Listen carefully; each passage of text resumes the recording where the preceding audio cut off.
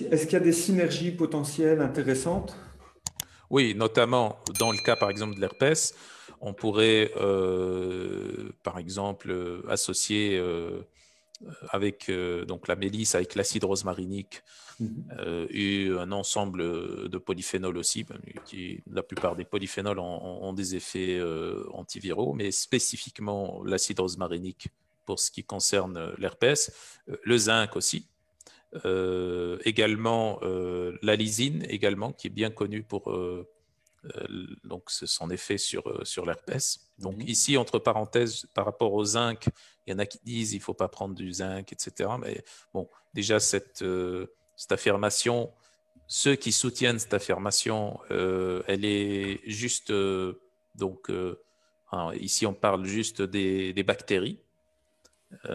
Et puis en même temps, même pour les bactéries, c'est pas vrai parce que bon, on avait déjà parlé de cette question-là dans l'une des anciennes vidéos sur le zinc. Sur le zinc d'ailleurs. Voilà, on avait dit que il faut donner du zinc. Au Mhm. contraire, il faut donner du zinc en cas d'infection bactérienne. Donc les auditeurs peuvent revenir sur la vidéo, on avait détaillé la réponse. Donc, ça, c'est des synergies par rapport à des infections virales et principalement l'herpès. Et puis, on peut avoir aussi des synergies par rapport à ce qu'on avait expliqué sur les troubles digestifs, notamment. Par exemple, on a le fenouil, la verveine, la réglisse, donc ils peuvent être associés aussi à la mélisse. Il faudrait juste faire attention à ne pas avoir des effets cumulatifs parce que ces plantes-là donnent aussi, enfin, donnent à peu près les mêmes effets, bien que dans certains aspects, c'est complémentaire aussi. Et puis, dans le cas, par exemple, de troubles psychologiques ou neurovégétatifs, là, on pourrait associer avec la vitamine B3, par exemple, sous forme de nicotinamide ou sous forme de NADH.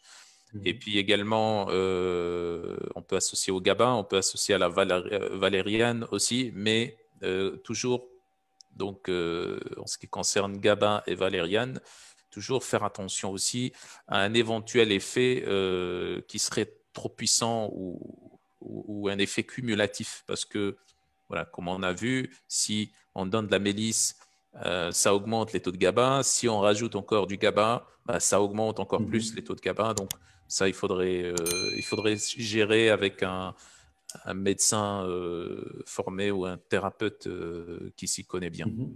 Voilà.